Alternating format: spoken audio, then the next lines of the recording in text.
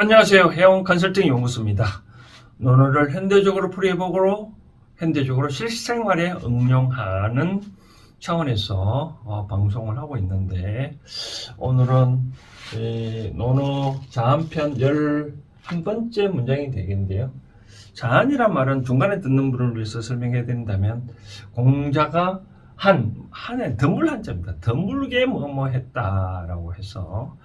근데 오늘은 이 전체 내용이 보니까 좀 문장이 긴데, 그래도 이 내용은 보니까 간단하네요. 어떤 내용이냐면, 우리가 이제 위대한 스승이라고 하더라도 공자나 부처님이나 언제 이제 임종 때 언젠가는 도래하잖아요, 그렇죠? 도래했을 때 제자들은 이제 스승이 이제 돌아가신다고 하니 여러 가지 이제 준비를 많이 해야 되겠죠. 뭐 장례를 어떻게 치르고 또 누구를 또 초대를 해, 문상 올 사람 누구를 초대해야 될지 등등 많이 준비를 하는데, 공자도 이제 여기 보니까 질병이라고 하는 이제 병이 이제 왔다.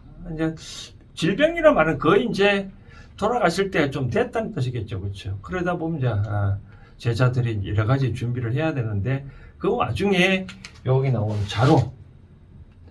자로가 이제 여러 가지 준비를 자로도 이제 자공 다음으로 자로가 이 문체에 참 말을 참 잘하는 그런 제자인데, 이름은 유라고 그러기도 하는데 여러 가지 준비를 많이 합니다. 그런데 이제 중간에 공자가 좀 뭐 돌아가신다면 금방 돌아가시는 건 아니잖아요, 그렇죠? 뭐 때론 좀 의식이 돌아올 때도 있고, 그걸 보고 난 다음에 이제 자로한테 그동안 했는 행적을 듣고는 좀 나무래는 그런 대목이 나오네요. 먼저 한번 보도록 하겠습니다. 자, 공자께서 질병을 얻었네요. 그러자 자로가 문인으로 하여금 신하를 상계를 했다. 신하를 하게 했다라고 따져. 요 신하는 뭐냐면 쉽게 말해서 뭐또 관직에 있을 때 가신들이잖아요, 그죠? 가신들. 그러니까 이 자로가 그 공자의 가문에 있는 그런 문도들을 하여금 신하를 하게 했다. 이때 신하를 한다는 것은 공자는 이 당시에 이미 관직이 떠났으니까 이제 나의 문인하고 신하하고는 좀 다르겠죠, 그렇죠? 그래서 이제 질간왈 병이 간자 사이 간자인데, 병이 중간에 왔다는 뜻은 이제 어느 정도 좀 중간에 회복됐다, 그러면 뜸했다, 그러면 사이라 말은 뜸하다는 그런 뜻이잖아요, 그렇죠?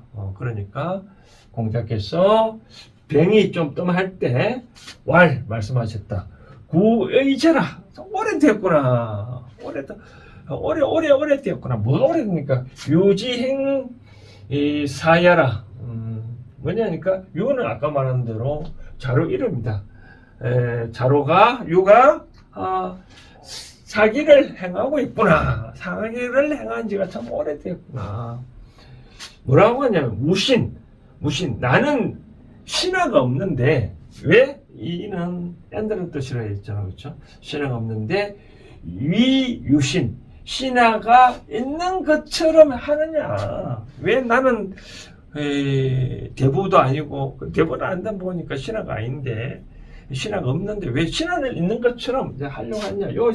이 문인들 하여금 신하를 하게끔 한다고 하니 그런 건 나온 거 봅니다. 그러자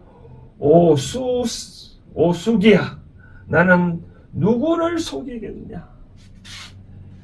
기천화, 하늘을 속였구나. 나는 누구를 속였을까? 하늘을 속였구나. 나의 제자 자로가 그렇게 투철한데 왜 신하도 없는 나를 신하가 있는 것처럼 하는 거를 참 타방하는 장면이에요, 그렇죠? 차자는 또라는 의미예요. 또 나는 여기사어 지수야야 문형사어 이삼자지수호와 여기 보니까 이 여기하고 문형이 나오는데 이 단어 관용 표현인데요. 뭐뭐 하는 거 뭐뭐 여기 뭐뭐 하는 것보다는 문형 뭐뭐 하는 게 낫다라는 그런 뜻입니다. 그러니까 나는 또 뭐라고 얘기하니까 나는 또 죽는다는 뜻이거든요. 죽는다. 뭐에 죽냐니까 지수. 지는 인칭대명사니까 신을 그렇게 여기 나오는 이제 자로가 문현들 하여금 신을 삼게 한다고 하니 나는 그들의 손에 신하의 손에 죽는 것보다 문형 사어 이삼자지수화 이때 이삼자란 말은 말 따지면 넘버 2, 넘버 3 결국은 너희들이란 뜻이겠죠. 그렇죠? 내가 그런 신하들 손에서 죽는 것보다 차라리 너희들 손에 죽는 게 훨씬 낫지 않겠느냐. 차여 또 나는 종불덕 대장 비록 이 종자는 비록 그런 쪽이거든요. 비록 대장 큰 장례를 하지 부덕 이때 덕자는 얻는다는 뜻이 아니고요. 중국에서는 must, should라는 뜻은 해야 한다. 그러니까 큰 장례는 아니라고 한다 하더라도 나는 도로에서 죽는다. 설마 그렇게 죽을 수는 있겠느냐. 큰 장례 이때 요 무덕은 끝까지 다 걸리는 거죠. 그렇죠? 비록 내가 큰 장례는 아니지만 그렇다고 해서 내가 설마 도로에서 죽겠느냐. 죽지는 않는다. 그런 뜻입니다. 자, 참 공자가 임종을 맞이하는 그런 장면도 이제 나오는데 이 위대한 스승은 보면 부처님도 보니까 마지막에 돌아가실 때 아난다한테 이제 자리를 깔아라. 나는 이제 죽는다라고 하고 그때 이제 제자들이 부처님께서 돌아가시면 나는 누구를 의지를 해야 되냐니까 부처님은 어떤 것도 의지하지 말고 그동안 내가 한 말에 대해서만 의지를 해라라고 자등명 법등명 그런 유명한 말인데 마찬가지로 공자도 하여튼 어찌됐든 간에 자기가 돌아 죽는 마당에도 보면 참 그걸 중요히 한 것 같아요. 제자들한테 허례의식을 참 상당하게 참 싫어하고 있는 그대로를 좀 좋아하는 것 같아요. 아까 말씀드렸잖아요. 나는 신화가 없는데 어떻게 무신 신화가 없는데 신화가 있는 채로 했느냐. 있는 그대로 하면 되지. 내가 설령 큰 장례를 못 치더라도 설마 도로에서 죽겠느냐. 바로 돌에 죽는다는 말은 이런 뜻이겠죠. 장례를 못 치는다 그런 의미겠죠. 그렇죠? 설마 너희들이 있는데 왜 장례를 못 치를까봐 걱정을 하느냐. 라고 자료를 꾸짖는 대목입니다. 이걸 이제 현대적으로 저는 이렇게 보고 싶은데요. 자료는 이제 큰 이 공자의 수제자 중에 이제 10대 제자 중에 이제 한 사람이니까 걱정이 되겠죠. 그렇죠. 우리의 위대한 스승을 장례문을 어떻게 좀 잘 치르고 싶은 그런 뜻이 크겠죠. 그렇죠. 그럼 누구나 다 그걸 생각하는데 그러나 저는 이렇게 생각하고 싶네요. 과연 내 뜻이 과연 상대한테는 어떻게 받아들일 건가?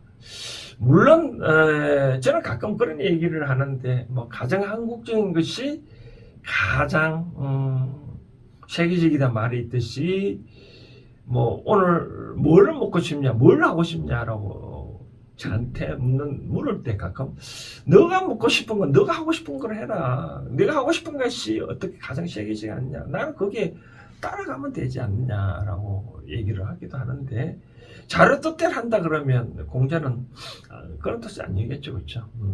그래서 저는 뭐냐면 한 번쯤 여러분들한테 이런 생각을 한번 해보면 좋을 것 같아요. 과연 나는 상대를 위해서, 나는 내 뜻을 상대를 위해서 뭔가 잘한다고 했는데 오히려 그것이 상대한테는 못 받아들일 때, 우리 어머님은 그런 얘기를 표현하는데, 이럴 때 쓰는 표현이 온유열의 핫바지다.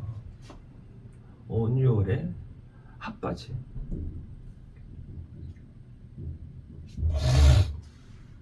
온유열의 말은 엄냐고 온유열이니까 무더운 땡볕치기죠, 그렇죠? 무더운 날에 오히려 상대로 해서 핫바지, 두꺼운 바지를 주는 것 같다라고 하는데, 한 번쯤 여러분들도 생각을 해보면 어떨까 싶네요.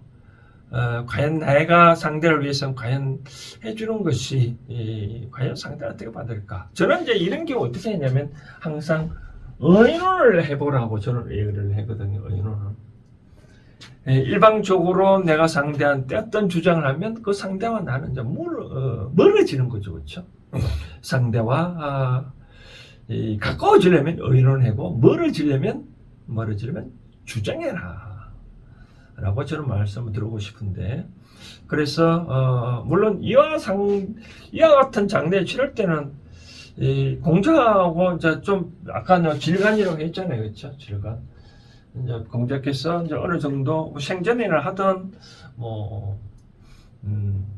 병세가 어느 정도 호전됐을 때 한번 물어보면 좋겠죠.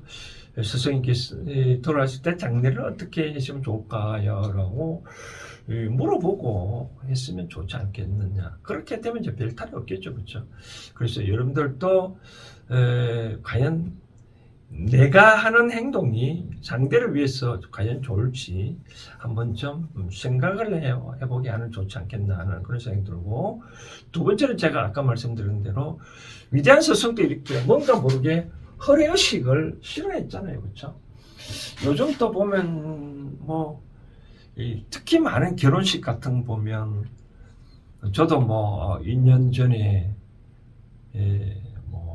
큰애 시집을 보내면서 많은 분들이 오시고 또 여러 가지 축금도 많이 보내주셨는데, 나도 이제 또 그만큼 받았으니까 그만큼 내가 그만큼 줬으니까 그만큼 받겠죠, 그렇죠?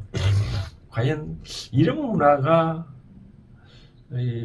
참 좋을까라고 한번 좀 생각해 볼 때가 된 것 같더라고요. 그래서 요즘은 조촐한 결혼식, 친지 가족들만 이렇게 한다고 했으면 하면 좋지 않겠나. 꼭 보여주기 위한 결혼식이 좀 아니지 않겠냐는 게 좀 갈수록 그런 생각이 들긴 듭니다. 아무튼 저한편 11번째 문장은 이런 차원에서 여러분들이 받아들이면 좋지 않겠나. 자, 정리를 하자면 과연 나의 행동이 상대를 위해서는 어떻게 받아들일 것인지, 그리고 두 번째는 현재 내가 어떠한 태도를 하고 있는지, 과연 허례의식을 좋아하는지, 쉽게 말해서 내가 남한테 뭔가 모르게, 특히 SNS 그런 거 많잖아요. 뭔가 모르게 가식적인 면을 많이 보여주려고 하는 그것이 과연 좋은 것인지. 공자는 그렇지는 않느냐. 신앙 없으면 신앙 없는 대로 해야지. 꼭 내가 없는데도 있는 것처럼, 여기 나와있네.